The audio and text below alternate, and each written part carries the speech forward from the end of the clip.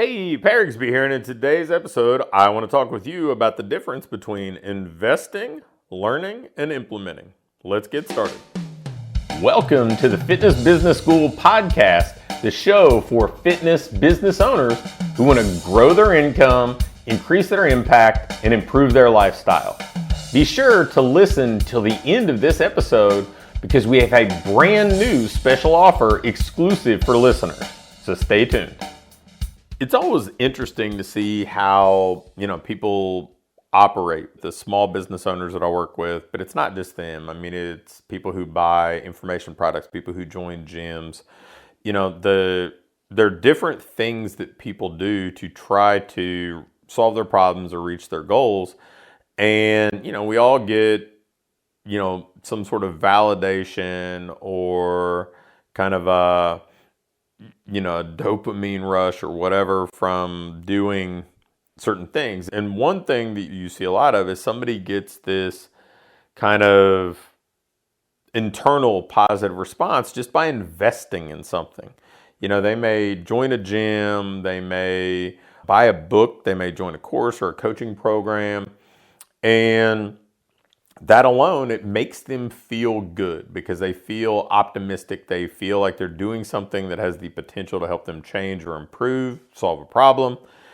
And so, internally, they get some sort of validation or kind of this positive rush when it comes to their self-image, their self-worth, their, all those kind of happy chemicals, everything. They're happy about that, but remember, that's kind of like the beginning of something, not the end of something. But in many cases, people, they buy it and that's the end of it. They'll buy a book and they'll never open the cover. They'll buy a course and they'll never go through any of the curriculum. They will, they'll join a coaching program and not engage. So, there are people that kind of do that, and admittedly, they don't get the outcome that they ultimately were looking for, right? They don't get the result, the better business, the improved body composition, whatever their desired result was. And then the second group of people, they'll learn it, they'll study it, they'll research it, whether it's in a self-directed way or as a part of a facilitated program or something like that, right? They'll read plenty of books. They will scour the internet. They'll watch YouTube videos. They will join coaching programs and attend all the trainings. And they'll know the stuff, but they don't do it or do it consistently. And again, they will get frustrated by their lack of positive outcome, by the failure to get the desired result that they were looking for. And then finally, there's the implementers, right? They're the people, they're the fewest and farthest between, right? I mean, on the front end, you've got kind of the dreamers, and then on the back end, you have the doers. And the implementers are the people who follow the plan. They go put the things that they're consuming into action. If they read a book, they apply what they learn. If they buy a course, they apply some of what they learn. If they join a coaching program, they take action. And they're obviously the doers. They're the ones who get the best outcome. So the challenge for us is business coaches or is coaches serving fitness clients or athletes or whatever else, is to move as many people to that doer stage, that implementer stage as possible. And it can be challenging. I mean, I've been doing this in some ways, coaching people since, the 1994, actually 1993. And that is, it's a lot of coaching opportunities, a lot of experience with people who are at kind of different stages on that continuum. And, I think that there's nothing wrong with somebody coming to you on the front end as a dreamer, so to speak, right? Like somebody coming to you with seeing all this stuff through rose-colored glasses. I mean, it's a little bit like people new to anything, to entrepreneurship. I mean, I remember when we would get, these highly decorated freshmen coming into our fall when I was a college baseball coach, people who'd been all state or multiple time all conference, sometimes like conference player of the year. And then all of a sudden they're having to play against guys who are, 3 or 4 years older than them. They're playing against people who have a lot of experience playing at a higher level because they had already been in college, and they don't handle it well. So a lot of them would bail. I mean, 50-60% of them wouldn't stay the course. And those were kind of the dreamers. They had this optimistic kind of utopian view of how things were going to be, but when they recognized what actually went into it, they didn't stay the course. Whereas the people that, ultimately graduated and became the doers, and they did the work in the weight room. They did the extra work to develop as players. They, got what they needed to get done in the classroom, and then they, reached some on the field and off the field goals. And in the business coaching world, we see that a lot. Just the number of people who buy anything from a workshop to a higher end coaching program, and they don't fully engage or they don't fully implement. It's a battle, right? Like they already, if they own an active business, they already have a full plate. They have the responsibilities of running a business while still trying to add new things or change things or whatever else, in addition to whatever responsibilities they have personally, if they have families or anything like that. So it's one of the more challenging things that we do in a leadership or coaching position. So how do we fix that? Well, the simplest thing that I know at this point is to get people to plan. Number one, get people to plan. If they don't plan, they're not going to succeed.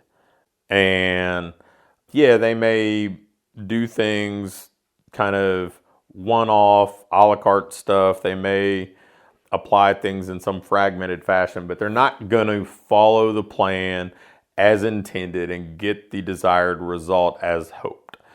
So they've got a plan because they've got to control their schedule and their time to make sure that they're consistent in what they need to do. The second thing that I believe has to happen is there has to be human accountability. There has to be some sort of to make it simple, just to say they need to know somebody's watching.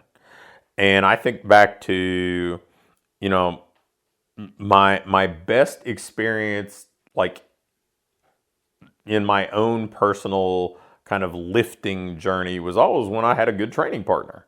And, you got somebody that is waiting on you, somebody is going to push you, somebody that's going to challenge you. And that accountability, it was more important than the perfect program or the best weight room or anything like that. So that's the second piece, this human accountability. The third piece is, I think that we all do better if things are broken down into manageable steps. So sequential versus simultaneous. And some of it's just common sense, right? I mean, we don't ask people to do, if they're going to train 5 times in a week, we don't ask them to do all of their training sessions on Monday. We kind of disperse things out over the course of the week. And when we've done things with clients where it's step by step, do this and then do this, they do better than if you just leave them to their own devices and say, hey, here are the 10 things you need to do. So guided implementation, guided execution, or facilitated execution, I believe tends to work better. Now, if you think about an offline training business versus an online training business, some of these are easier in the offline training business, right? I mean, having people have appointments, so there's some accountability. Having people do things sequentially. Hey, you're going to come in Monday, Wednesday, and Friday. I know that you're going to be here at this time. This is when your appointments are. Somebody's going to be here supervising you to execute the plan. a little bit easier than if you say, hey, here's your program for the week, and there's no appointment, there's nobody that's going to be supervising them or at least there in attendance that they have to be accountable to. I mean, it's a little bit tougher. So if you think about that's part of the reason why it's a little bit easier to get an outcome for somebody offline than online from a training perspective.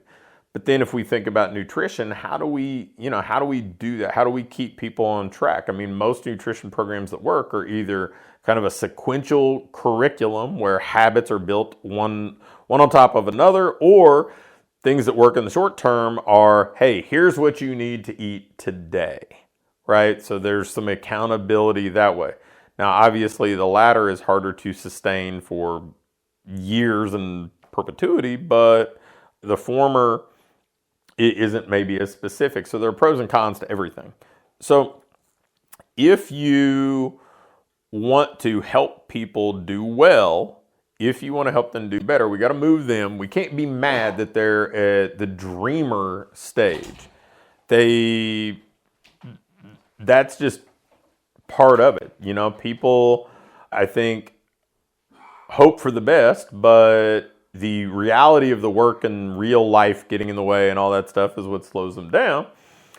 But we need to meet them where they are and then set them up to succeed if we want them to get their result. And if we can do that, the better we are at facilitating this implementation stuff, and in some cases that means doing some things for them or getting them as close to the finish line as possible, the better we are at that, the better our business is going to be. So if you want to be better as a business owner, don't assume people will arrive at your doorstep as doers. Assume that they're going to come as dreamers and figure out how you can make them effective as doers as easy and as low friction as possible. Thanks for listening to this episode of the Fitness Business School. Before you go, I have a quick announcement. One of the things that we've been doing with our current clients is taking them through this ideal business diagnostic. And really what it is, this checklist that allows you to pinpoint exactly what your business needs next so you can keep improving, keep growing, and build a business that you love to own. One that pays you well, one that allows you to have the impact you want to have, and one that allows you to have a lifestyle that you truly enjoy. In this diagnostic, we walk through everything and we do an evaluation and can instantly pinpoint what you need to do next to build that business that you want. I'm going to extend this opportunity to get on with either me or my team and take you through this evaluation and fix your business's most vital needs fast. So if we take you through this, you're going to be able to make those vital changes that you need to finally have what I call your ideal business. If you'd be interested in going through this entirely free, risk-free diagnostic with us and learn what you already have in place, what you're doing well, and where your greatest opportunities for rapid improvement are, just shoot me an email with diagnostic in the subject line to pat@patrigsby.com. Again, an email to pat@patrigsby.com with diagnostic in the subject line will get you scheduled and take you through this evaluation to help you build the business you want.